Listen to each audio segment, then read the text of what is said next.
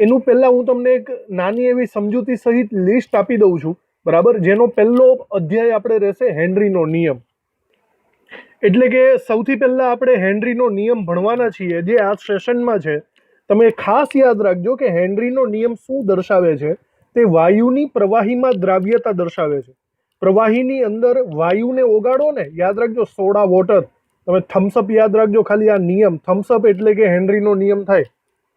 ચલો આના પછી આપણે ભણશું રાઉલ્ટનો નિયમ।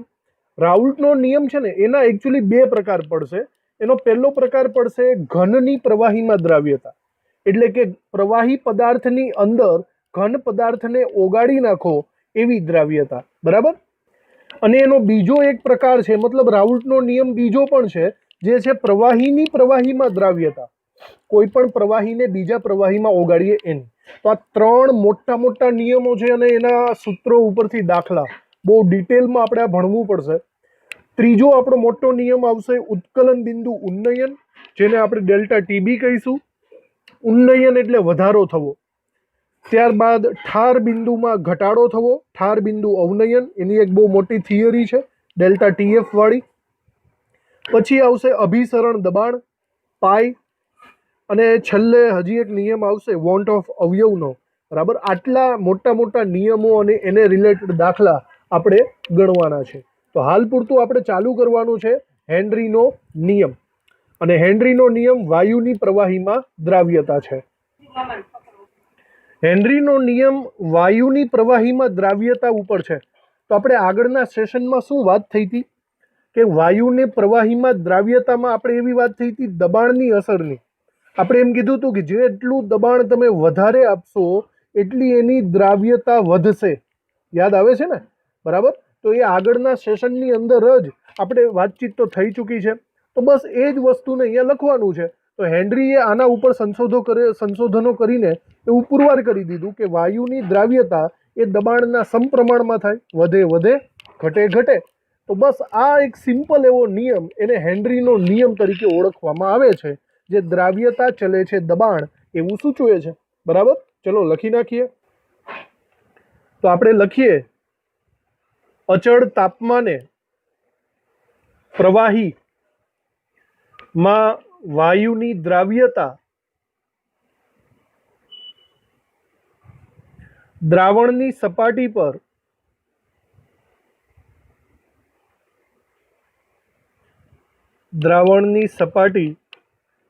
પરના વાયુના આંશિક દબાણના, આંશિક એટલે પોતાનું, આંશિક દબાણના સમપ્રમાણમાં હોય છે। જેટલું વાયુનું દબાણ વધારે હશે એટલો જ એનો મતલબ એવો થશે કે દ્રાવ્યતા વધશે। એનો મતલબ શોર્ટકટમાં આપણે લખવું હોય તો એવું લખી શકીએ છીએ કે દ્રાવ્યતા ચલે છે દબાણ પી, બરાબર। હવે સમકાલીન ડાલ્ટન, સમકાલીન ધેટ મીન્સ મતલબ એના જ સમયમાં ડાલ્ટન નામનો વૈજ્ઞાનિક છે, અને એણે પણ સ્વતંત્ર રીતે એવું પુરવાર કર્યું હતું કે દ્રાવ્યતા ચલે છે દબાણ, પણ એણે છે ને કંઈક અલગ રીતે દર્શાવ્યું હતું। એણે શું કર્યું કે જે દ્રાવ્યતા છે ને એને મોલ અંશમાં કન્સિડર કરી। તમને યાદ હોવું જોઈએ કે દ્રાવ્યતા એક પ્રકારની સાંદ્રતા જ છે, એને તમે મોલારિટીમાં પણ કન્સિડર કરી શકો, પર્સેન્ટેજ વેઇટ બાય વેઇટમાં પણ કરી શકો, મોલ અંશમાં પણ કરી શકો। તો ડાલ્ટને એવું કીધું કે કોઈ પણ વાયુની પ્રવાહીમાં મોલ અંશ એ તેના દબાણના સમપ્રમાણમાં થાય। ભાઈ વસ્તુ તો એક જ થઈ ને, દ્રાવ્યતા ચલે છે દબાણ, તો ડાલ્ટને શું કીધું, એક્સ ચલે છે પી, એટલે કે મોલ અંશ ચલે છે દબાણ। તો વસ્તુ એક જ છે, બસ ખાલી દ્રાવ્યતાની જગ્યાએ શું લઈ લીધું છે, મોલ અંશ। તો આપણે આ બીજા મુદ્દાની અંદર લખશું ડાલ્ટનની વાત। સમકાલીન ડાલ્ટને, સમકાલીન એટલે એના સમયનો, ડાલ્ટને પણ સ્વતંત્ર રીતે પુરવાર કર્યું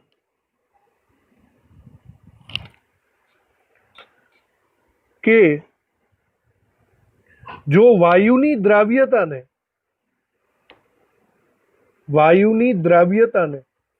મોલ અંશ એટલે કે કેપિટલ એક્સ માં લઈએ તો લઈએ તો આપણને એક સંબંધ મળશે જે છે પી ચલે છે એક્સ. દબાણ એ મોલ અંશના સમપ્રમાણમાં હોય છે, બરાબર. હવે જો તમે અહીંયા સમપ્રમાણતાની નિશાની દૂર કરશો તો તમારે અહીંયા સમપ્રમાણતાની નિશાની દૂર કરો તો કોઈ અચળાંક મૂકવો પડે, અને અહીંયા આવે છે એક નવો અચળાંક જેને આપણે કહીશું કે એચ. આ કે એચને આપણે ઓળખવાના છીએ હેનરીના અચળાંકથી. તો સૌથી પહેલાં તો આ આપણા માટે એક અગત્યનું સૂત્ર થઈ ગયું છે, બરાબર, જેને આપણે બરાબર દાખલાઓમાં યાદ રાખવાનું રહેશે. પી is equal to k h into x, બરાબર. દાખલાઓ માટે ખૂબ જ અગત્યનું સૂત્ર આ છે. હવે આપણે થોડાક કેએચની માહિતી લઈ લઈએ, બરાબર.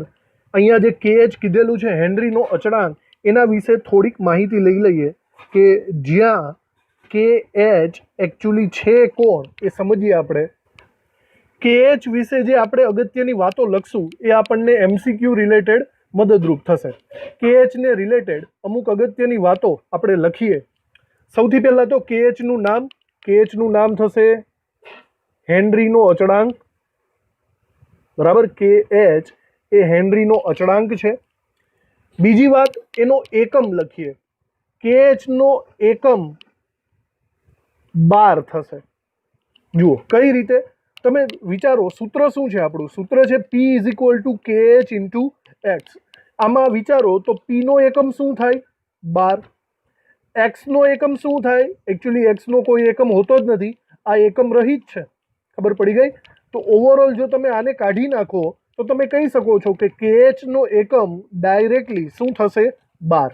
એમસીક્યુમાં આવશે, બરાબર યાદ રાખજો. કેએચનો એકમ 12 છે, બરાબર. બીજી અમુક વાતો લખીએ આપણે. જુદા જુદા વાયુ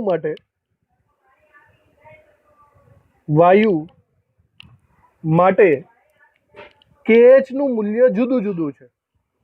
કેએચ નું મૂલ્ય જુદું જુદું છે. જો તમે વાયુ બદલી નાખશો તો કેએચ નું મૂલ્ય બદલાઈ જશે. મતલબ જુદા જુદા વાયુ, જુદું જુદું કેએચ નું મૂલ્ય. લાસ્ટ એક વાત છે કે એનું મૂલ્ય કઈ રીતે મળે. જો તમારે કેએચ નું મૂલ્ય મેળવવું હોય ને તો તમારે એક આલેખ દોરવો પડે પી વિરુદ્ધ મોલ અંશનો. આ પી વિરુદ્ધ મોલ અંશના આલેખમાં જે ઢાળ હશે, ઢાળ, એની વેલ્યુ કે એચ જેટલી થાય. હું તમને આ બરાબર રીતના સમજાવું કારણ કે આ વસ્તુ તમને એમસીક્યુમાં ઘણી બધી વખત આવી શકે છે. આપણે છે ને નોર્મલી મેથેમેટિકલ ભાષામાં એક સૂત્ર આવે છે y is equal to mx plus c. અમુક લોકો જાણતા હશે, બરાબર. ફિઝિક્સમાં અને મેથેમેટિકલ સ્ટેપમાં આવે છે. હવે જો તમે આનો કોઈ આલેખ બનાવો, આલેખ જેની અંદર વાય અક્ષ ઉપર વાય, એક્સ અક્ષ ઉપર એક્સ મૂકી દો ને, તો જે એમ છે ને એ ઢાળ થશે અને સી છે તે આંતરછેદ થશે. આંતરછેદનો મતલબ એવો થાય કે 0 થી લઈને વાય અક્ષ ઉપર સુધીનું અમુક અંતર, બરાબર. તો આવી રીતના કંઈક આલેખ મળે, અને આ જે આલેખ મળે છે એનો આ ભાગ આંતરછેદ કહેવાય. મતલબ આની વેલ્યુ કેટલી થશે? સી થશે. અને જો તમે આ લીટીનો ઢાળ બનાવો તો આને આપણે કહીશું એમ. તો આવી એક મેથડ બરાબર યાદ રાખવાની, y is equal to mx plus c ને રિલેટેડ. તમે વિચારો આ મેથડ આપણે અહીંયા હેનરીના નિયમમાં પણ વાપરી શકીએ છીએ. હેનરીનો નિયમ, ચલો હેનરીના નિયમમાં આપણે આવું લખતા હતા p is equal to k h into x. હવે તમે વિચારો આ સૂત્રને આપણે y is equal to mx plus c પ્રમાણે લખીએ તો y is equal to m x plus c. તમે એવું વિચારો કે અહીંયા પ્લસ 0 છે, સમજાય ને? તો આવી રીતના તમે આને કન્વર્ટ કરી શકો છો. હવે જો તમે એનો આલેખ દોરો, તમે એનો આલેખ દોરશો તો વાય અક્ષ ઉપર તમારે શું રાખવું પડશે? દબાણ રાખવું પડશે. એક્સ અક્ષ ઉપર મોલ અંશ રાખવા પડશે. તો બોલો એનો આંતરછેદ કેટલો થાય? 0. આંતરછેદ 0, ધેટ મીન્સ એ સેન્ટરમાંથી પાસ થશે. સમજાય છે? આવી રીતે સીધી લીટીમાં સીધી રેખાનું સમીકરણ છે. અને જો એનો ઢાળ બનાવશો, ઢાળ, સમજી ગયા? તો ઢાળ કેટલો બનશે? કે એચ. આવી રીતે સીધી રેખાના સમીકરણ ઉપરથી ઢાળ બરાબર KH પોસિબલ બને છે. ચલો આપણે એનો આલેખ પણ દોરવો પડશે બરાબર રીતે. તો વાય અક્ષ દોરી નાખો, એક્સ અક્ષ દોરી નાખો. હમણાં કીધું એમ વાય અક્ષ ઉપર તમારે દબાણ અને એક્સ અક્ષ ઉપર તમારે મોલ અંશ લેવાના રહેશે. જો આ આલેખ દોરશો તો તમને સીધી રેખાનો આલેખ મળશે. બરાબર, સીધી રેખાના આલેખમાં જે ઢાળ હશે એ ઢાળનું મૂલ્ય આપણને કેટલું મળશે? KH જેટલું. તો આ આલેખ બરાબર રીતે યાદ રાખવો, KH નું મૂલ્ય ઢાળ ઉપરથી મળશે. ચલો નેક્સ્ટ આપણે તાપમાન અને KH વચ્ચેનો સંબંધ જોઈએ. મારે એ જાણવું છે તાપમાનમાં વધઘટ થાય તો KH માં શું થાય. તો પહેલી વસ્તુ વિચારો, આપણે અહીંયા વાયુની વાત કરીએ છીએ, વાયુની દ્રાવ્યતાની વાત કરીએ છીએ. હમણાં આપણે પરિબળોમાં એવું ભણ્યા હતા કે જ્યારે તાપમાન વધારો, ટેમ્પરેચર વધારશો ત્યારે તેની દ્રાવ્યતા વધશે. ભાઈ દ્રાવ્યતા એટલે હવે હું શું બોલી શકું છું? મોલ અંશ એના વધી જશે. બરાબર, હવે વિચારો સૂત્ર શું છે આપણી પાસે? સૂત્ર છે આપણું P = KH × X. તમે વિચારો શાંતિથી કે જો તમે x વધારશો તો KH કેવો થાય? જો x વધારો તો ઇનડાયરેક્ટલી KH કેવો થશે? વધે કે ઘટે?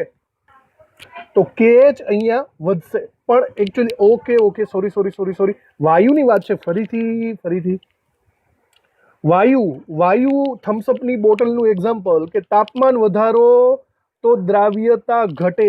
અહીંયા ઊંધું નહીં કરતા, દ્રાવ્યતા ઘટે. તો ફરીથી વિચારો, આ સૂત્ર પ્રમાણે જો મોલ અંશ ઓછા થતા હોય તો ઇનડાયરેક્ટલી KH નું મૂલ્ય કેવું થશે? વધશે. એટલે એનો મતલબ એમ થયો કે ટેમ્પરેચર વધે તો મોલ અંશ ઘટે, મોલ અંશ ઘટે તો KH પાછો કેવો થશે? વધે. તો ડાયરેક્ટલી તમે આ બંનેને કમ્પેરિઝન કરો કે તાપમાન વધે તો KH પણ વધે. બહુ અગત્યનું છે, સૂત્ર ઉપરથી આપણે આ લોજિક દોડાવવાનું છે. તો આપણે આ બધી વસ્તુઓ અહીંયા લખી નાખીએ. વાયુની પ્રવાહીમાં દ્રાવ્યતા માં તાપમાન વધે તો દ્રાવ્યતા એટલે કે X મોલ અંશ ઘટે છે. સૂત્ર P = KH × X પરથી જો X ઘટે તો KH વધે. માટે તાપમાન અને KH સમપ્રમાણમાં થાય. મતલબ કે તાપમાન વધે તો KH વધે. આવું આપણે કહી શકાય છે. સમજાઈ ગયું વાતમાં? અને એનો મતલબ એમ છે કે આ પ્રક્રિયા ઉષ્માક્ષેપક થશે. અહીંયા દ્રાવ્યતા ઘટે છે, બરાબર. વધઘટ ક્યારે થાય? જો વાયુની પ્રક્રિયા હંમેશા કેવી હોય? ઉષ્માક્ષેપક પ્રક્રિયાઓ હોય છે. આનો સીધો સંબંધ જલીય સૃષ્ટિ સાથે તમે કનેક્ટેડ કરી શકો છો. જો વિચારો, હું અહીંયા એક વાક્ય લખું છું. આમ નીચા તાપમાને વાયુની દ્રાવ્યતા વધે છે. ઊંચું તાપમાન હોય તો દ્રાવ્યતા ઘટે અને નીચા તાપમાને દ્રાવ્યતા વધે. તો જલીય સૃષ્ટિને માટે એ ઇમ્પોર્ટન્ટ બની જાય છે. દાખલા તરીકે જલીય સૃષ્ટિની વાત કરો તો ભાઈ કોઈ પણ જલીય સૃષ્ટિ, માછલી ને એ બધા પાણીમાં તો જ રહી શકે જો પાણીની અંદર વધારે પડતો ઓક્સિજન વાયુ ઓગળેલો હોય. દ્રાવ્યતા એટલે કે ઓક્સિજન વાયુ ક્યારે વધારે હોય? નીચા તાપમાને. બરાબર. એટલા માટે જલીય સૃષ્ટિ છે ને એ નોર્મલી ઠંડા પાણીમાં કમ્ફર્ટેબલ ફીલ કરે છે ગરમ પાણી કરતાં. તો અહીંયા લખીએ આપણે દાખલા તરીકે જલીય સૃષ્ટિ પ્રાણીઓ ગરમ પાણી કરતાં ઠંડા પાણીમાં વધુ સગવડપૂર્વક રહે છે. સગવડપૂર્વક રહે છે. આને રિલેટેડ અમુક કોષ્ટક છે, જ્યારે જોઈ લઈએ, ખાલી જાણ પૂરતા જ છે. હમણાં આપણે વાત કરી હતી, આ KHની વેલ્યુ છે, તો જુઓ જુદા જુદા વાયુઓ માટે KHની વેલ્યુ અહીંયા તમને જુદી જુદી દેખાય છે, બરાબર. અને બીજું વાત એમ છે કે જો તાપમાન બદલો ને તો પણ KHની વેલ્યુ જુદી જુદી થઈ જાય છે. આવી રીતના જુદા જુદા વાયુ માટે અને જુદા જુદા તાપમાને KHની વેલ્યુ બદલાતી રહે છે. એક વસ્તુ એવી પણ છે કે જો દ્રાવક બદલીએ ને, દ્રાવક, તો પણ KHની વેલ્યુ બદલે છે. હાઇડ્રોજન વાયુ માટે જો પાણીમાં તમે હાઇડ્રોજન વાયુને ઓગાળો તો એનો KH 71 થાય છે, પણ હાઇડ્રોજનને જો બેન્ઝિનની અંદર ઓગાળો તો એનો KH 3 થાય છે. તો આ બધું દ્રાવ્યતા ઉપર ડિપેન્ડ છે, બરાબર. તો આવી રીતના KHની જુદી જુદી વેલ્યુ, જો કે તમારે કોઈ ગોખવાની નથી, આપણે દાખલા ગણીને એને સમજવાની છે. હવે આપણે જોવાનું છે હેનરીના નિયમની ઉપયોગિતા. હેનરીનો નિયમ જોઈ લીધો, એનું સૂત્ર જોઈ લીધું, KH જોઈ લીધું. હવે આપણે એની ઉપયોગિતા જોઈએ. તો જુઓ, આના ઘણા બધા ઉપયોગ છે, બસ સમજવાનું છે અને તમારે એને બનાવીને વાક્ય રચનામાં તમારી ભાષામાં તમે લખી શકો છો. એનો સૌથી પહેલો ઉપયોગ રહે છે ઠંડા પીણામાં, બરાબર. હળવા પીણા હોય, સોડા વોટર હોય, બિયર, શેમ્પેન, આ બધાની અંદર શું હોય છે? ખૂબ જ ઊંચા દબાણે કાર્બન ડાયોક્સાઇડ વાયુને અંદર પસાર કરેલો હોય છે, બરાબર. નોર્મલ વાત છે, થમ્સઅપની બોટલને જ્યારે ખોલો તો એની અંદરથી કાર્બન ડાયોક્સાઇડ વાયુ બહાર નીકળે છે. એટલે કે ખૂબ જ ઊંચા દબાણે, જો વધારે દબાણ આપશો તો કાર્બન ડાયોક્સાઇડ વાયુ અંદર વધારે જશે અને સ્ટ્રોંગ વોટર બનશે. ઓકે, તો દરેકે દરેક ઠંડા પીણા, બિયર, શેમ્પેન, એની અંદર હેનરીના નિયમનો ઉપયોગ થાય છે. તો લખી નાખીએ આપણે નંબર 1 ઉપર, બરાબર. એમાં આપણે લખીએ હળવા પીણા, સોડા વોટર, બિયર, શેમ્પેન વગેરેમાં કાર્બન ડાયોક્સાઇડની સાંદ્રતા વધારવા માટે તેને ઊંચા દબાણે ભરીને બંધ કરાય છે. ઓકે, આ આપણું પહેલું એક્ઝામ્પલ થઈ ગયું. હવે જોઈએ આપણે સેકન્ડ એક્ઝામ્પલ, જે આપણા શ્વસન તંત્ર અને મનુષ્યને રિલેટેડ છે. જુઓ, હેનરીનો નિયમ આપણા શરીરમાં કેવી રીતે લાગુ પડે, બહુ ડિટેલમાં સમજવા જેવી વાત છે. આપણે વિચારો કે આપણે જ્યારે શ્વાસ લઈએ છીએ ત્યારે આપણા ફેફસાની અંદર હવા જાય છે. આપણા ફેફસાની અંદર જ્યારે હવા આ રીતના અંદર જશે, બરાબર, ત્યારે આપણા ફેફસાની સિસ્ટમ એવી છે કે અંદર વાયુ છે ને ગોળ ગોળ ગોળ ગોળ વગોવાય છે. ફેફસા છિદ્રાળુ રચના ધરાવતા હોય છે, એવું આપણે સાંભળેલું જ છે. આના કારણે શું થાય છે, અંદર જે હવા છે ને એ એકદમ દબાણપૂર્વક, પ્રેશરપૂર્વક અંદર ગોળ ગોળ ગોળ ગોળ ફરશે. અને એનું મતલબ એમ થયો કે દબાણ વધે તો એની દ્રાવ્યતા પણ વધે. એનો મતલબ આ જે વાયુ છે ને, આપણો ઓક્સિજન વાયુ, એ ફેફસાની અંદર શ્વાસમાં એટલે કે લોહીમાં વધારે પડતો ઓગળી જશે. આવું રક્ત વધારે પડતું ઓક્સિજન વાળું થઈ જશે. અને તમે શબ્દ સાંભળ્યો હશે, ઓક્સી હિમોગ્લોબિન સંકીર્ણ બનાવે, યાદ છે ને? હવે શું થાય સાંભળજો, આ જે વધારે પડતા ઓક્સિજન વાળું લોહી છે ને એ હૃદયમાં આવશે. વિચારો, હૃદયમાં આવે તો હૃદયનું કામ શું છે? પંપ કરવાનું. હૃદયનું કામ જે પંપ કરવાનું છે એના કારણે આપણું લોહી આખા શરીરમાં બધી જગ્યાએ ફરી વળે છે, બરાબર. અને દરેકે દરેક અંગમાં ચાલ્યું જાય છે. હવે તમે વિચારો, આવું લોહી જ્યારે આપણા કોઈ અંગમાં ચાલ્યું જાય, દાખલા તરીકે હાથ પાસે આપણું આ લોહી, આવું ઓક્સિજન વાળું લોહી આવી ગયું, તમે વિચારો કે અહીંયા ઓક્સિજન વાળું લોહી આવી ગયું છે, તો શું અહીંયા હવે પહેલા જેટલું દબાણ છે, ફેફસામાં જે વધારે દબાણ હતું એવું દબાણ તો હવે નથી ને? તો એનો મતલબ એમ થયો કે દબાણ ઓછું થઈ ગયું. ફરીથી વિચારો, દબાણ ઘટે તો દ્રાવ્યતા ઘટે. તો એનો મતલબ એવો થયો કે અહીંયા જે ઓક્સિજન વાયુ ઓગળેલો હતો ને એ બહાર નીકળવા માંડ્યો, લોહીની બહાર નીકળવા માંડ્યો. અને જેવો એ લોહીની બહાર નીકળી જાય એટલે એની આજુબાજુ આવેલા કોષો હોય, પેશી હોય, એ બધાને મળી જશે. અને આ કોષો, પેશીને ઓક્સિજન મળે તો એની જૈવિક ક્રિયાઓ, ક્રેબ્સ ચક્ર, શક્તિ, એનર્જી, એટીપી વગેરે વગેરે કામકાજ ચાલ્યા રાખે. તો કહેવાનો મતલબ આખા શરીરમાં ઓક્સિજન પહોંચાડવાનું કામ આ હેનરીના નિયમને આધીન થયું. ઓકે, તો બરાબર સમજજો, ફેફસાની અંદર દબાણ વધે તો દ્રાવ્યતા વધે અને અન્ય અંગોમાં દબાણ ઘટે તો દ્રાવ્યતા ઘટે, જે આપણે એમ કહી શકીએ કે હેનરીના નિયમને રિલેટેડ છે. તો આપણે આ સેકન્ડ વસ્તુ મુદ્દો લખી નાખીએ. ફેફસામાં હવાનું ઊંચું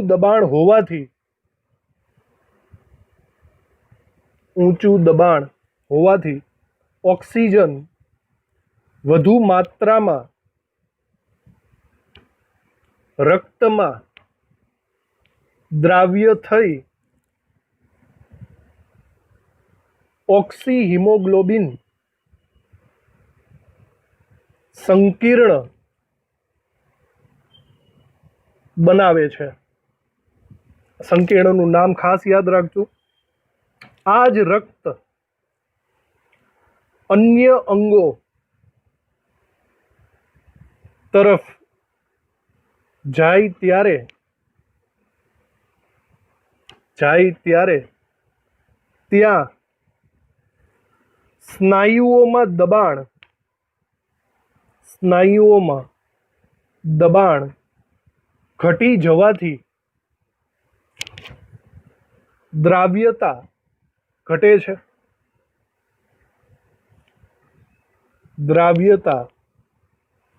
છે અને O2 વાયુ રક્તમાંથી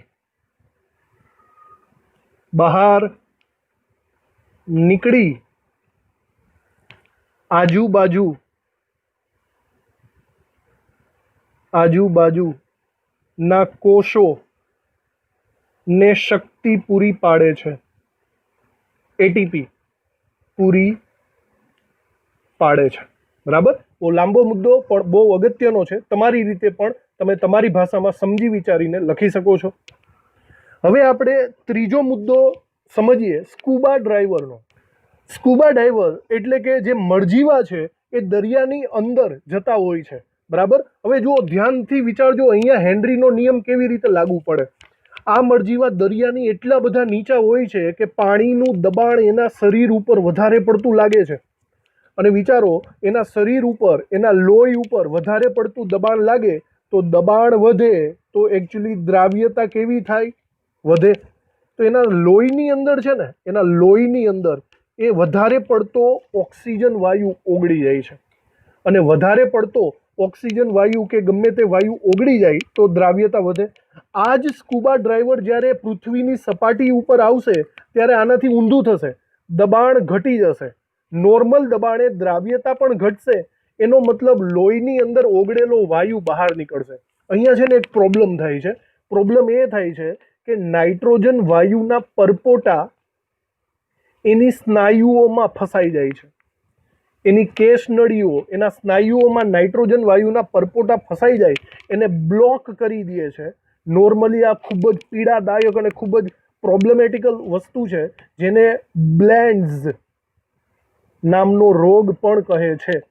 શબ્દ યાદ રાખજો, બ્લેન્ડ્સ નામનો રોગ. નાઇટ્રોજન વાયુના પરપોટા એ સ્નાયુઓને બ્લોક કરી દે છે. તો આવો પ્રોબ્લેમ મોટા ભાગે સ્કૂબા ડ્રાઈવરની અંદર થતો હોય છે. પણ એ પ્રોબ્લેમને દૂર કરવા માટે હાલમાં લેટેસ્ટ હિલિયમ વાયુના સિલિન્ડર વપરાય છે, જેનાથી આ પ્રોબ્લેમ થતો નથી.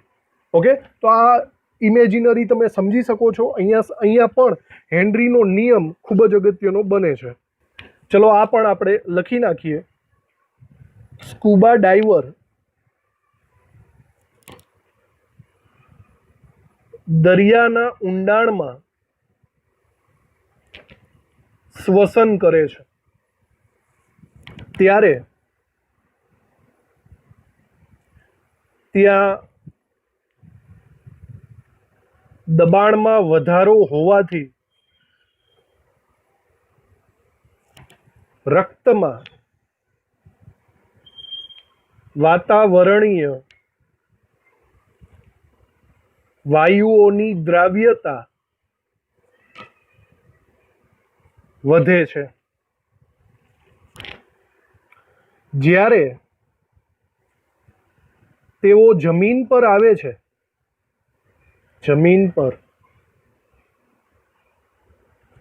છે, ત્યારે દબાણ ધીમે ધીમે ઘટે છે, તેનાથી રક્તમાં ઓગળેલા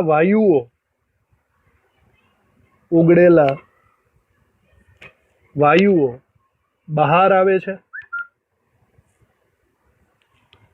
જેનાથી મેઇનલી પ્રોબ્લેમ થશે નાઇટ્રોજન વાયુના પરપોટા રચાય છે, જે સ્નાયુઓને અથવા તો કેસ નળીઓને બ્લોક કરે છે. આ ઘટનાને બ્લેન્ડ્સ કહેવાય છે, બ્લેન્ડ્સ કહે છે. બરાબર. આ જે બ્લેન્ડ્સ છે તે ખૂબ જ પીડાદાયક અને જીવનને ભયરૂપ છે. મૃત્યુ પણ થઈ શકે છે આવા બ્લેન્ડ્સના કારણે. તો આ પ્રોબ્લેમનું સોલ્યુશન શું છે? આવા બ્લેન્ડ્સને દૂર કરવા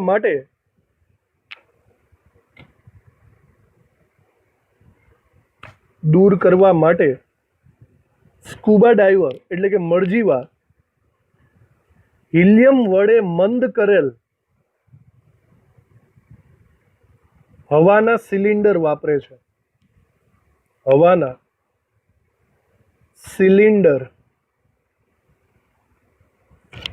છે. બરાબર. આ જે હિલિયમ વડે મંદ કરેલ હવાના સિલિન્ડર છે એની અંદર પર્સેન્ટેજ ક્રાઇટેરિયા જુઓ તો 11.7% હિલિયમ આવેલો હોય છે, 56.2% નાઇટ્રોજન વાયુ હોય છે આવા સિલિન્ડરમાં, અને 32.1% ઓક્સિજન વાયુ હોય છે. આ તમારે પર્સેન્ટેજ યાદ રાખવા પડશે, કારણ કે MCQ રિલેટેડ તમને પૂછી શકે છે. તો આજે આખી વાત કરી ત્રીજા મુદ્દામાં, જે બ્લેન્ડ્સની આપણે વાત કરી લીધી. ચલો, ઉપયોગિતાની અંદર આપણે ચોથી ઉપયોગિતાની વાત કરીએ. આ ચોથી ઉપયોગિતા રહે છે પર્વતારોહકો માટે. નોર્મલી પર્વતારોહકો એ પૃથ્વીની સપાટીથી ઘણા બધા ઊંચાઈએ જતા હોય છે. આવી ઊંચાઈ ઉપર, સીધી વાત છે, વાતાવરણનું દબાણ ઓછું હોય. બરાબર. તો ઊંચાઈ ઉપર દબાણ ઓછું હોય, અને દબાણ ઓછું હોય તો સીધી વાત છે, દ્રાવ્યતા કેવી થાય? દ્રાવ્યતા ઘટશે. એનો મતલબ જ્યારે શ્વાસ લેશે ત્યારે ઓક્સિજન વાયુ ઓછો ઓગળશે. બરાબર. અને ઓછો ઓગળે તો ભાઈ ઘણા બધા પ્રોબ્લેમ થઈ શકે. ચક્કર આવે, સ્પષ્ટ વિચારી ન શકાય, નબળા પડે. નોર્મલી આ પ્રકારની ખામીને આપણે એનોક્સિયા નામની બીમારી તરીકે ઓળખીશું. શબ્દ યાદ રાખજો, એનોક્સિયા નામની બીમારી પર્વતારોહકોમાં થાય. અને આગળ આપણે મળજીવામાં જોઈતી એ કઈ બીમારી હતી? એ હતી બ્લેન્ડ્સ બીમારી. તો લખી નાખીએ આપણે. વધુ ઊંચાઈએ પર્વતારોહકોમાં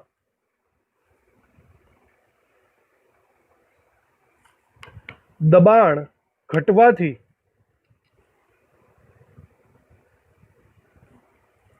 રક્ત કે પેશીઓમાં O2 વાયુની સાંદ્રતા ઘટે છે. માટે અમુક પ્રોબ્લેમ થશે, જેમ કે નબળા પડવું, સ્પષ્ટ વિચારી ન શકવું, આવા પ્રોબ્લેમ્સ આવે છે. અને આવા પ્રોબ્લેમ્સ એને આપણે એક નામ આપશું. એનું નામ છે એનોક્સિયા બીમારી એને કહે છે. તો આને રિલેટેડ પણ હેનરીનો નિયમ ક્યાંક ને ક્યાંક અંદર સમાવેશ થઈ ગયો. ચલો, લાસ્ટમાં આપણે હેનરીના નિયમની મર્યાદાઓ જોઈ લઈએ. આની મેઇનલી 3 મર્યાદાઓ આવશે. સૌથી પહેલી વાત તો, જે આદર્શ દ્રાવણો છે એમને જ આ નિયમો લાગુ પડશે. બધા દ્રાવણોને આ નિયમ લાગુ નહીં પડે. સેકન્ડ આવે છે કે સુયોજન કે વિયોજન ન દર્શાવતા હોય, ન થતું હોય, એને જ આ નિયમ લાગુ પડે છે.